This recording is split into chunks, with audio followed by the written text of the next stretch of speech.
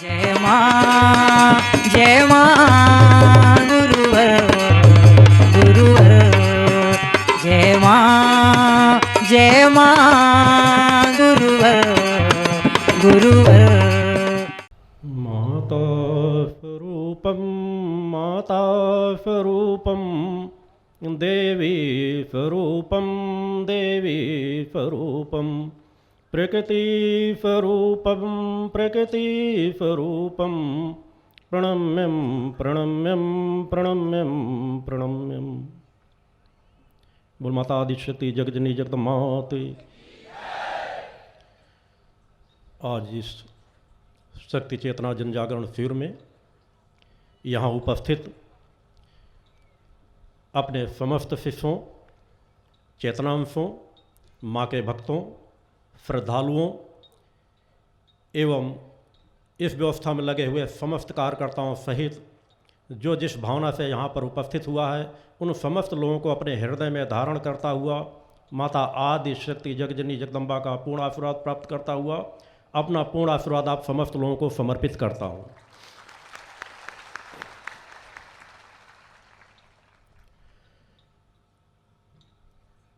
धमतरी जिले के इस पुटियाडी ग्राम क्षेत्र पर यह शक्ति चेतना जन जागरण शिविर जो यहाँ संपन्न हो रहा है, निश्चित ही सौभाग्यशाली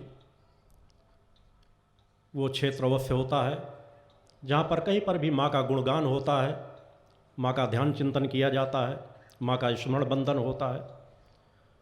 वह क्षेत्र अपने आप में कहीं न कहीं सौभाग्यशाली अवश्य होता है।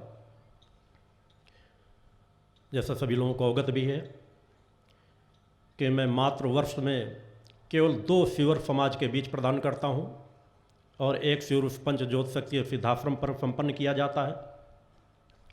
और वह जो 2 शिविर भी समाज में प्रदान किए जाते हैं वह सिर्फ मेरी इच्छा से ही होते हैं।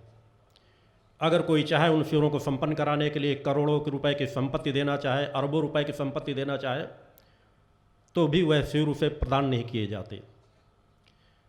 जिस क्षेत्र में मेरी स्वयं की इच्छा होती है, जिस क्षेत्र में कहीं न कहीं माँ का गुणगान प्रारंभ हो चुका होता है, माँ के भक्तों को की एक विशेष अपेक्षा होती है, परोपकार की जिनके अंदर भावना प्रबल होती चली जाती है, मेरा अंतःकरण बरबस वहाँ का निर्णय अवश्य ले लेता है। अनेकों जिले हैं, अनेकों प्रदेश हैं जहाँ पर वर्ष भर निवेदन आते रहते हैं, आग्रह आते रहते हैं। धमतरी जिले के शिविर प्रदान करने के पीछे भी मेरा एक विशेष चिंतन था कि इस धमतरी जिले में लगभग आज से 25 वर्ष पूर्व मैं व्यक्तिगत किसी एक कार्य से यहाँ पर आया था एक दिन के लिए। चूँकि जहाँ मैंने पूर्व में कहा है, भूत भविष्य वर्तमान किसी तपस्वी से छिपे नहीं होते। मैं तब भी उसी चेतना को लेकर चल रहा था साधना पथ पर।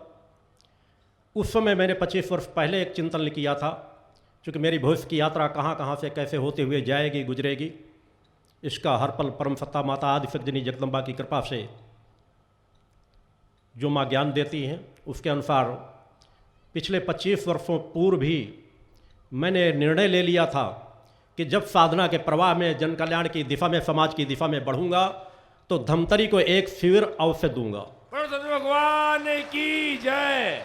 मेरे कुछ शिष्य भी जानते हैं, जब धमतरी प्रदेश में प्रारंभिक जन जागरण का क्रम प्रारंभ हुआ था तभी मैंने कहा था कि धमतरी एक बार मुझे अवश्य जाना है।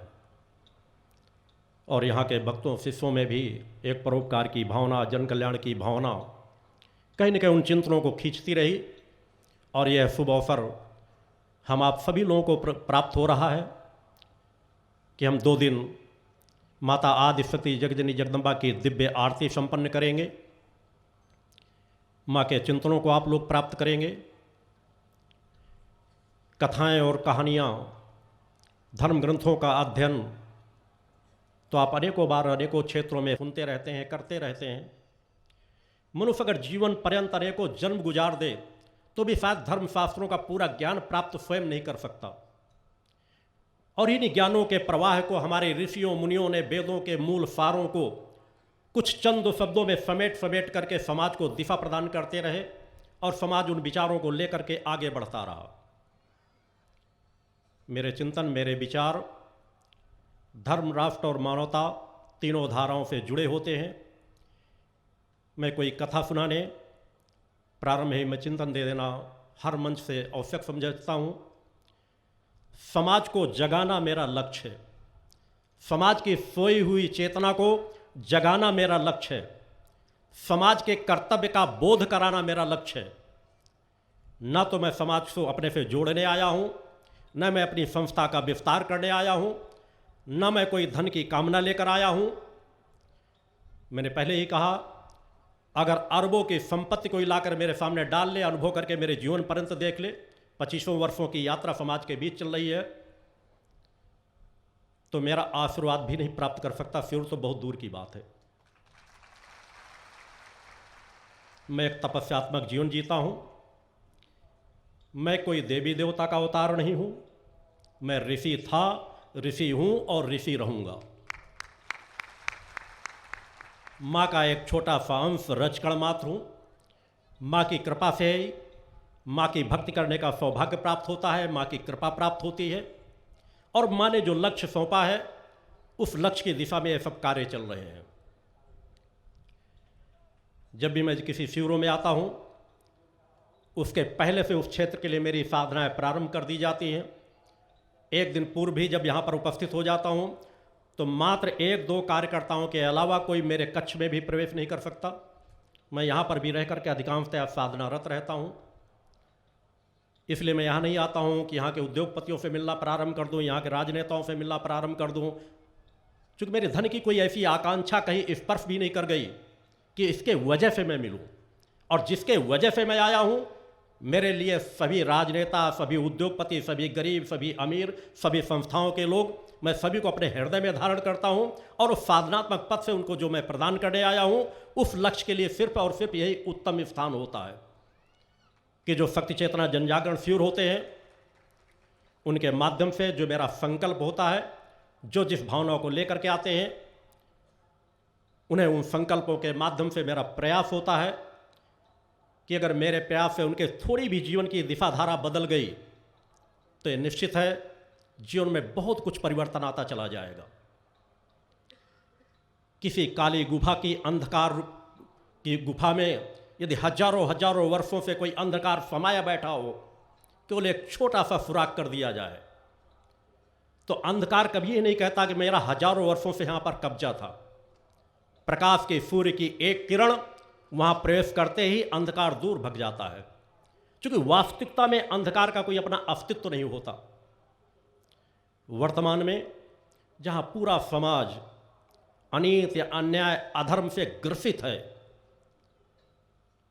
हर मनुष्य दुखी है, धनवान भी दुखी है, एक गरीब भी दुखी है, सभी किसी न किसी परेशानियों से ग्रसित हैं।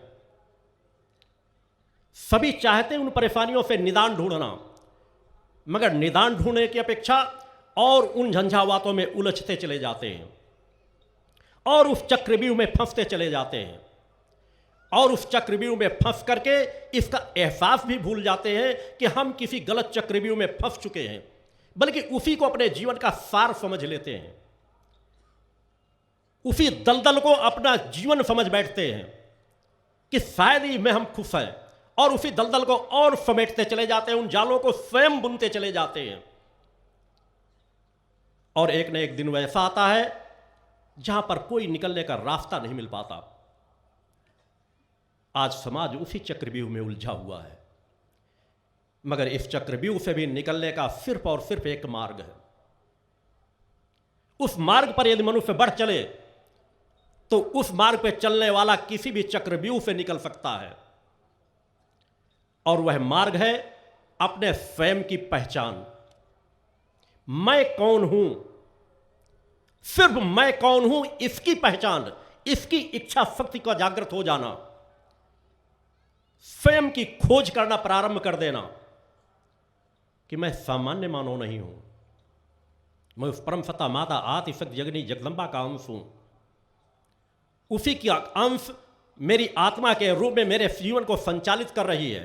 इस जगत में जो कुछ मैं देख रहा हूं उसी परम सत्ता की देन है, और उस परम सत्ता का अंश इतना निरीह, इतना कमजोर ऐसा हो ही नहीं सकता जो अनीति अन्याय अधर्म से प्रभावित हो जाए और जो अनीति अन्याय अधर्म स्वयं करने लग जाए। अंतर सिर्फ इतना है कि उस आत्मा पर इतने आवरण आप लोगों ने डाल लिए हैं कि उसके ऊपर देख भी नहीं पाते, और आपकी भौतिकतावाद की अंधी दौड़ में सब हमारी वो परंपराएं, मर्यादाएं लुप्त होती जा रही हैं, नष्ट होती जा रही हैं, जिनके माध्यम से मनुष्य के अंदर मनुष्यता का निर्माण होता है, मानवीय मूल्यों की स्थापना की जाती है। आज समाज उससे कोसों दूर होता जा रहा है। अधर्म को ही वह जीवन का अपना सार मान बैठा है, भौतिकतावाद की अंधी दौड़ में दौड़ना चाहता है, धनवान बनना ही उसका जीवन का एक लक्ष्य बन जाता है, और वह बनने के लिए चाहे जितने ही अनीति अन्याय अधर्म के रास्ते तय करने पड़े, एक बार भी नहीं सोचता। इस सत्य का एहसास भी हर मनुष्य को है कि एक कर्म प्रधान सृष्टि है, हम जैसे कर्म करेंगे वैसा फल हमको भोगना पड़ेगा। यह सत्य भी जानता है कि हम सत्कर्म करेंगे तो हमें अच्छा फल प्राप्त होगा, दुष्कर्म करेंगे तो उसका बुरा फल हमें अवश्य प्राप्त होगा, मगर जानते हुए उस चक्रव्यूह में उलझता जा रहा है। उसका मूल कारण है कुछ समय ठहरना नहीं चाहता, कुछ समय रुकना नहीं चाहता। मैं आपसे सिर्फ यही कहने आया हूं, कुछ समय ठहर जाओ, कुछ समय रुक जाओ, कुछ समय अपने अंदर की ओर झांक लो। बाहर तो तुमने बहुत देख लिया, एक बार अंदर की ओर झांक लो कि हमारे ऋषि मुनि गलत नहीं थे, जिन्होंने हजारों हजारों वर्ष की साधना की, हजारों हजारों वर्षों का जीवन प्राप्त किया। हमारे वेद शास्त्र गलत नहीं हो सकते, वो तपस्वी गलत नहीं हो सकते, जिन्होंने चीख चीख कर करके एक बात कही है। ये पूरा निखिल ब्रह्मांड जो हम देख रहे हैं, जो हम नहीं देख पा रहे, वह समस्त ब्रह्मांड हमारे शरीर के अंदर समाहित है, हमारी आत्मा में बैठा हुआ है। हम उस आत्मा के माध्यम से निखिल ब्रह्मांड से संबंध स्थापित कर सकते हैं। मनुष्य का शरीर सामान्य शरीर नहीं है, मनुष्य का शरीर अलौकिक शक्तियों के भंडारों से भरा हुआ है, अलौकिक दिव्यता से भरा हुआ है। जो तुम बाहर संसाधन नहीं खोज पा रहे, उससे करोड़ों करोड़ों गुना ज्यादा सामर्थ्य तुम्हारे अंदर समाहित है। यदि उस पर बढ़ने लग जाओ तो तुम्हारी समस्याएं सहज भाव से दूर होती चली जाएंगी। मूल धन को पकड़ने का प्रयास करो, जो धन तुम्हारा कल्याण कर सकता है। अपने स्वयं की पहचान की दिशा में चलो। उस परम सत्ता माता आदि शक्ति जगजननी जगदम्बा को अपना इष्ट मानो, जो देवाधिदेवों की भी जननी है, हमारी आपकी सभी की जननी है। इस निखिल ब्रह्मांड की जो रचयिता है, जिसे देवाधिदेव भी मां कह करके पुकारते हैं, हम उन्हें इष्ट के रूप में स्वीकार तो करें।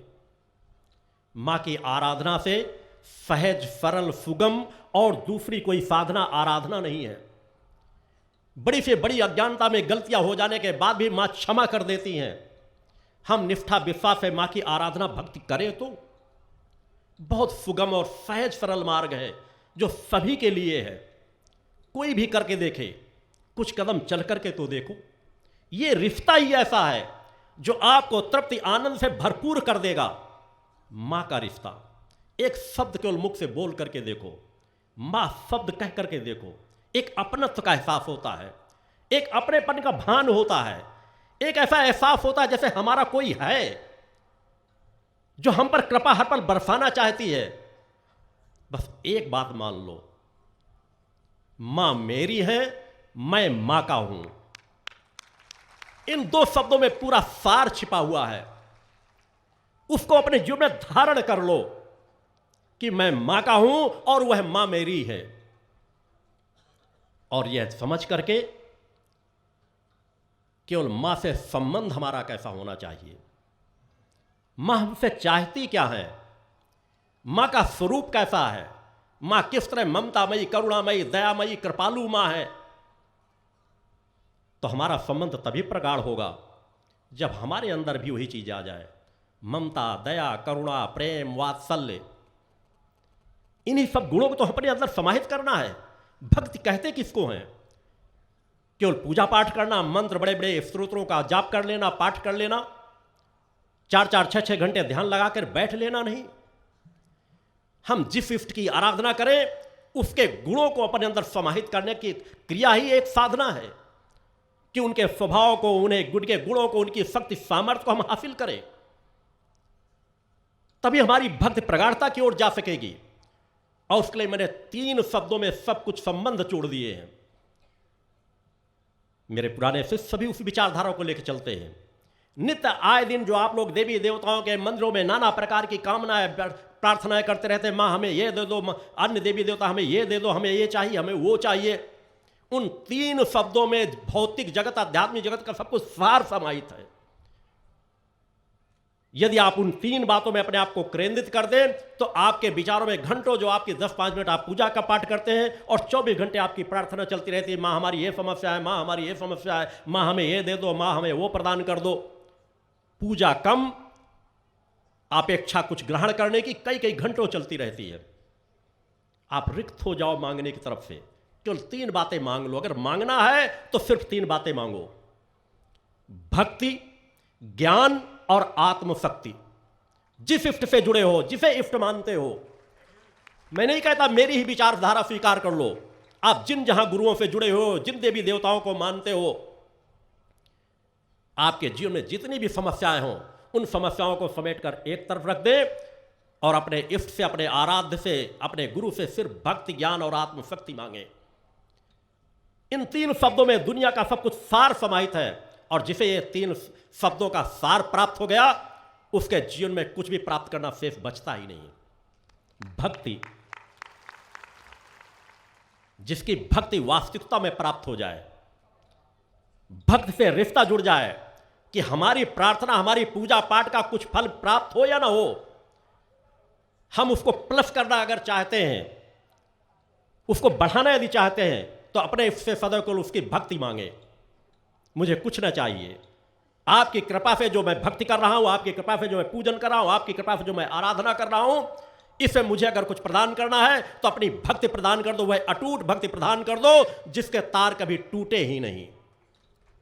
एक अटूट निष्ठा, विश्वास और समर्पण मेरे अंदर भर दो। मां, मैं आपसे और कुछ नहीं चाहता हूं, मैं आपकी सिर्फ भक्ति चाहता हूं। मुझ में इतना ज्ञान देते रहो कि मैं आपकी आराधना कर सकूं। अपना मुझे ज्ञान दे दो, मेरे अंदर वह ज्ञान भर दो कि मैं सत्य सत्य का निर्णय कर सकूं। वह सत्य का ज्ञान मुझे चाहिए, आपकी भक्ति चाहिए, आपका ज्ञान चाहिए कि मैं निर्णय करने की क्षमता प्राप्त कर सकूं कि क्या असत्य है, क्या सत्य है। अगर मैं निर्णय करने की क्षमता प्राप्त कर लूंगा और यदि मैं किसी इष्ट का भक्त, सच्चा भक्त हूंगा, तो मैं अनित्य अन्याय धर्म की तरफ कदम उठा ही नहीं सकता। क्योंकि यदि मेरा भक्ति से तार जुड़े हुए हैं तो मेरा भगवान, मेरी इष्ट, मेरी आराध्य कभी मुझे अनित्य अन्याय अधर्म के मार्ग पर बढ़ने ही नहीं देंगी। वो मेरा ज्ञान हर पल सचेत करता रहेगा। तो मां से मांगो वह अटूट भक्ति, मां से मांगो वह अटूट ज्ञान, और अंतिम शब्द आत्मशक्ति, जिसके बिना सब कुछ बेकार है। अगर आपने आत्मशक्ति नहीं प्राप्त की तो आपका जीवन बिल्कुल निष्क्रिय हो जाता है, आपकी सब चीजें बिखर जाएंगी, आपका ज्ञान भी बेकार होगा, आपकी भक्ति भी बेकार होगी अगर आपके पास आत्मशक्ति नहीं है।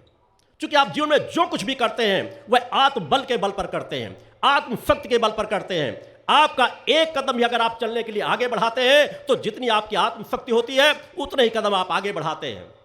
तो परम सत्ता से मांगो भक्ति, ज्ञान और आत्मशक्ति। आत्मशक्ति यदि आपको परम सत्ता की प्राप्त हो गई और उसके पहले भक्ति और ज्ञान यदि जुड़ा हुआ है, शक्तियां तो अनेकों लोगों ने प्राप्त की, शक्ति तो रावण भी प्राप्त कर सकता है, मगर रावण के पास वह भक्ति नहीं थी, रावण के पास वह ज्ञान नहीं था जो रिश्तों को जोड़ने के लिए रहा हो। जहां सर्वस्व केवल भक्ति जिसने मांगी हो, उसने अपनी सामर्थ्य मांगी थी। आत्मशक्ति कि हमारा भक्ति, ज्ञान और आत्मशक्ति से तीनों से ऐसा रिश्ता जुड़ा हुआ हो कि न हम अपनी शक्ति का दुरुपयोग कर सकें, न अपने ज्ञान का दुरुपयोग कर सके, न अपनी भक्ति का दुरुपयोग कर सके।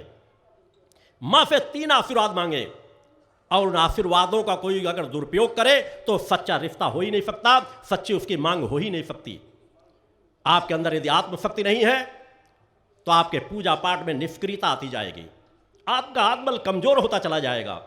आत्मबल यदि आपका कमजोर हुआ तो आप किसी इष्ट की आराधना कर रहे होगे, आपको लगेगा क्या मिल रहा है, निष्क्रियता है जीवन में, हम तो कुछ नहीं कर पा रहे। क्या इसी के लिए मनुष्य भव पूजा पाठ करता है? जो तन परम सत्ता ने दिया है क्या उसको कमजोर करने के लिए प्राप्त करता है?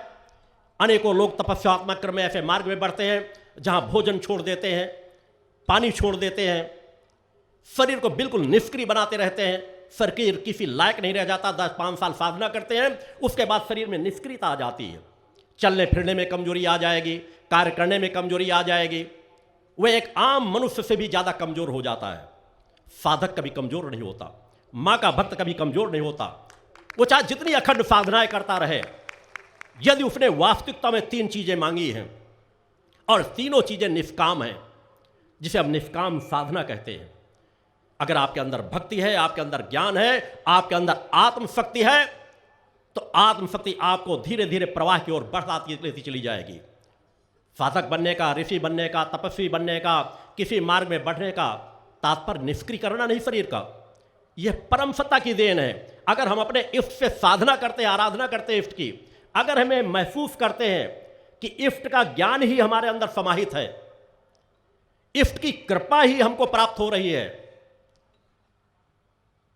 तो आत्मशक्ति हमको हर पल एहसास कराती है कि हमारे शरीर का रिश्ता भी उस परम सत्ता से जुड़ा है।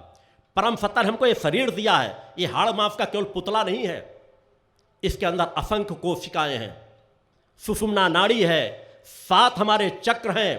तो किस लिए दिए गए हैं? शरीर को निष्क्रिय बनाने के लिए नहीं, बल्कि शरीर को और सक्रिय बनाने के लिए। क्या हम ध्यान साधना में बैठे तो हमारी आत्मशक्ति मजबूत हो, क्या हम 1 घंटे नहीं, 2 घंटे नहीं, 4 घंटे बैठ सके, हमारा मन डगमगाए नहीं। या देवी सर्वभूतेषु शक्ति रूपेण संस्थिता, नमस्तस्यै नमस्तस्यै नमस्तस्यै नमो नमः। पंच ज्योति शक्ति तीर्थ सिद्धाश्रम, मां की कृपा और गुरुदेव की अमृतवाणी का पावन संगम। एक ऐसी पवित्र भूमि जहां मां भगवती की ज्योति हर दिल को रोशन करती है, जहां परमहंस योगीराज श्री शक्तिपुत्र जी महाराज के चरणों में बैठकर हर मन की पुकार सुनी जाती है। पंच ज्योति शक्ति तीर्थ सिद्धाश्रम, जहां हर कदम पर साधना, हर सांस में भक्ति और हर पल में जन कल्याण की सुगंध बिखरती है। आओ इस अलौकिक यात्रा में शामिल हो और देखो कैसे एक आश्रम ने करोड़ों जीवन को बदला।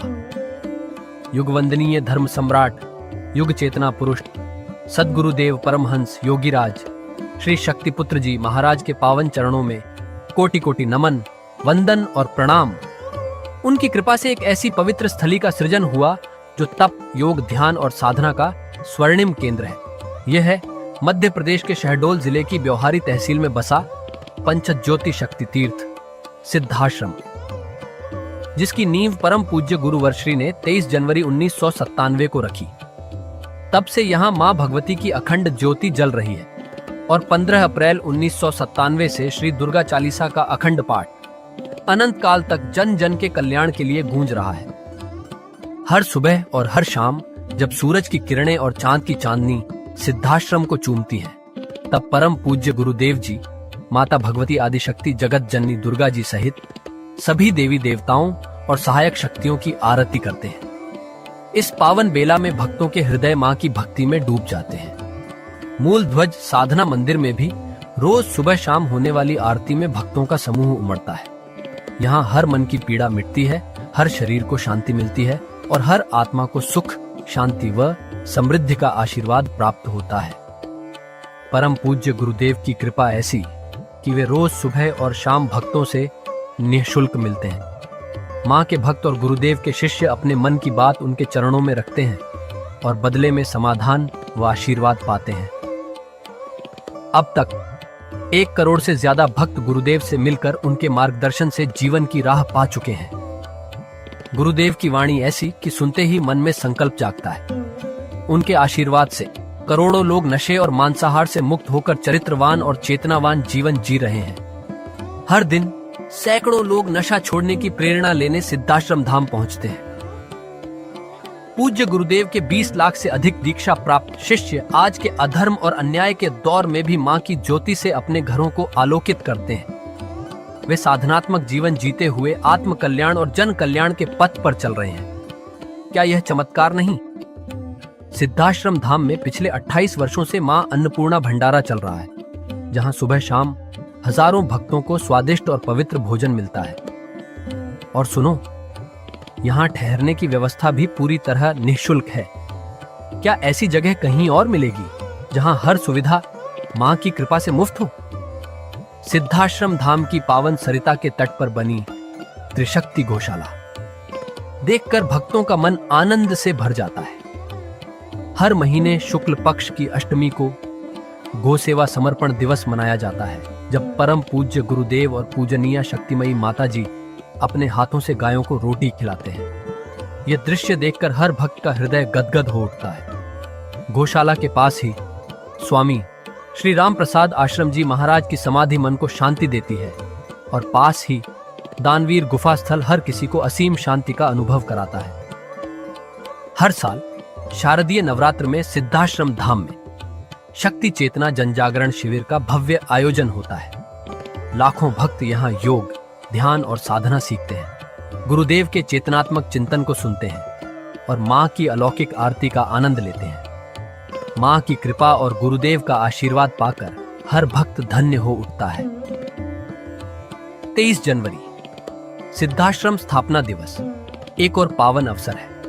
इस दिन अखिल भारतीय सिद्धाश्रम दौड़ प्रतियोगिता, योग भारती सामूहिक विवाह और शाम को सुर संध्या व कवि सम्मेलन का आयोजन होता है। क्या मजा है जब भक्ति और संस्कृति का ऐसा संगम देखने को मिलता है। सिद्धाश्रम धाम का जनसंपर्क कार्यालय हर जानकारी का खजाना है। यहाँ से मासिक सिद्धाश्रम पत्रिका और साप्ताहिक संकल्प शक्ति अखबार मिलता है, जिसमें गुरुदेव की ऋषिवाणी और प्रेरक लेख पढ़ने को मिलते हैं। और हाँ, यहाँ माँ के प्रसाद के रूप में शक्ति जल भी निःशुल्क मिलता है। इस शक्ति जल ने करोड़ों लोगों को नशे और बीमारियों से मुक्त कर चेतनात्मक ऊर्जा दी है। क्या यह मां की कृपा नहीं? जन कल्याण का एक और अनुपम उदाहरण है निःशुल्क वस्त्र सहायता केंद्र, जहां लाखों जरूरतमंदों को कपड़े दिए गए हैं। यह सिलसिला आज भी अनवरत चल रहा है। सिद्धाश्रम धाम में पौधारोपण का भी बड़ा काम होता है। परम पूज्य गुरुदेव जी महाराज एवं पूजनीय शक्तिमयी माता जी स्वयं समय समय पर पौधारोपण करके पर्यावरण को बढ़ावा देते हैं। सिद्धाश्रम धाम में अनेक प्रकार के फल, फूल और औषधियों के हजारों पेड़ों की हरियाली देखकर मन प्रसन्न हो जाता है। सिद्धाश्रम धाम में विभिन्न प्रकार की हरी सब्जियां उगाई जाती हैं, जो निःशुल्क चल रहे मां अन्नपूर्णा भंडारे में प्रयोग की जाती है। परम पूज्य गुरुदेव जी ने मानवता, धर्म रक्षा और राष्ट्र रक्षा के लिए 3 धाराएं बनाई हैं। भगवती मानव कल्याण संगठन, पंचज्योति शक्ति तीर्थ सिद्धाश्रम और भारतीय शक्ति चेतना पार्टी 15 मार्च 1995 को बने। भगवती मानव कल्याण संगठन के 1 लाख से ज्यादा कार्यकर्ता नशा मुक्त, चरित्रवान और परोपकारी समाज बनाने में जुटे हैं। संगठन का नशा विरोधी आंदोलन इतना प्रभावी है कि पिछले कुछ सालों में 2000 से ज्यादा अवैध शराब माफियाओं पर कार्रवाई हुई। संगठन के समर्पित और कर्मठ कार्यकर्ता दिन रात इस मिशन में लगे हैं। Siddhashram Ayurveda and food products के जरिए शुद्ध दवाएं और खाद्य पदार्थ बनाए जाते हैं। इन्हें लेने या व्यापार के लिए एजेंसी पाने के इच्छुक लोग संपर्क कर सकते हैं। आओ सिद्धाश्रम की इस पावन यात्रा का हिस्सा बनो। यहाँ माँ का अखंड गुणगान सुनो, साधना में डूबो और परम पूज्य गुरुदेव के दर्शन कर जीवन को धन्य करो। भगवती मानव कल्याण संगठन तुम्हें मानवता, धर्म और राष्ट्र की सेवा में शामिल होने का सादर न्योता देता है। जय माता की, जय गुरुवर की।